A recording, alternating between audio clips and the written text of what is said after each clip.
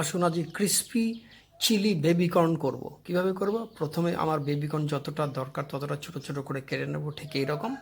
এরপর একটু soya sauce দিয়ে দিলাম, তার মধ্যে একটু নুন দিয়েছি স্বাদ মতো। এবার একটু অ্যারারুট দিলে এগুলোকে মাখিয়ে নিন। কী দোকানে গিয়ে খাবেন, কবেকার বাসি কী খাওয়াচ্ছে না খাচ্ছে অনেক দাম দিয়ে। এবার কড়াতে একটু গরম করে নিন তেল দিয়ে। তেলটাকে গরম হয়ে গেলে এবার বেবিকর্নগুলোকে যেগুলো মাখা আছে সেগুলো ছেড়ে দিন। ছেড়ে দিয়ে এগুলো একটু লালচে লালচে করে ভেজে নিন। ভেজে একটা পাত্রে তুলে নিন। ব্যাস এরকমভাবে ভেজে নিন। ভেজে নিয়ে তুলে নিন। কি দোকানের কি খাবেন, নিজের মতো করে খাবেন, নিজের স্বাদ মতো রান্না করে ফ্রেশ খাবেন। বাইরে গিয়ে খেতে হবে না, ঘরে বসে খান। এবার আপনি কি করবেন, ওই ভাজাগুলো হয়ে যাওয়ার পরে এবার একটা পাত্রের মধ্যে আপনি টমেটো সস নিন, সামান্য একটু সয়া সস দেবেন, একটুখানি ভিনেগার দেবো, এটার মধ্যে অল্প একটু ভিনেগার দেবো, আর দিয়ে দেবো চিলি সস। আমি কতটা ঝাল খাবো তার উপর নির্ভর করছে, সেই মতো আমি এটা দিয়ে দিলাম। দিয়ে এগুলোকে একটু বেশ ভালো করে মিশিয়ে নেব, সুন্দর করে মিশিয়ে নেব।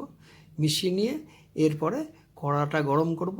একটু রসুন, কাঁচা রসুন, কুচো রসুন দিয়ে দিলাম। এগুলো একটু হালকা ভাজা হবে, বেশি ভাজা হবে না।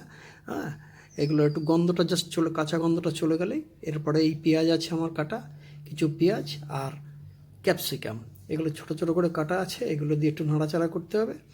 এর কাঁচা ভাবটা চলে যাবে। তারপরে একটু সময় মতো নুন দিয়ে নেবেন, হালকা একটু ফ্রাই হলে ওই যে গোলাগুলো সব মিশিয়ে নেওয়া হয়েছিল সেই গোলাগুলো দিয়ে দেওয়া হলো, টমেটো সস, সয়া সস দিয়ে যেগুলো করেছিলাম। এবার কি করলাম, ওই পাত্রটার মধ্যে একটু লেগেছিল, একটু জল টল দিয়ে নিলাম, অল্প একটু জল দিয়ে এটাকে নেড়ে চেড়ে ওর মধ্যে দিয়ে দিলাম। এবার এটাকে একটু ফুটতে দেবেন, একটুখানি ফুটতে দেবেন। একটুখানি ফুটে গেলে তারপরে আমরা আমাদের ওই যে বেবিকর্নগুলো ভাজা আছে ক্রাঞ্চি মতন বা মুচমুচে, সেগুলো দিয়ে দেবো। এবার আমি কয়েকটা কাঁচা লঙ্কা মাঝখান দিয়ে কেটে রেখে দিয়েছি। এটার একটা ফ্লেভারটাও আসবে, প্লাস একটু হালকা ঝালও হবে। বাস এবার একটু নাড়াচাড়া করে নামিয়ে নেবেন, দেখবেন খেতে খুব ভালো লাগবে। কেমন হয়েছে জানাবেন।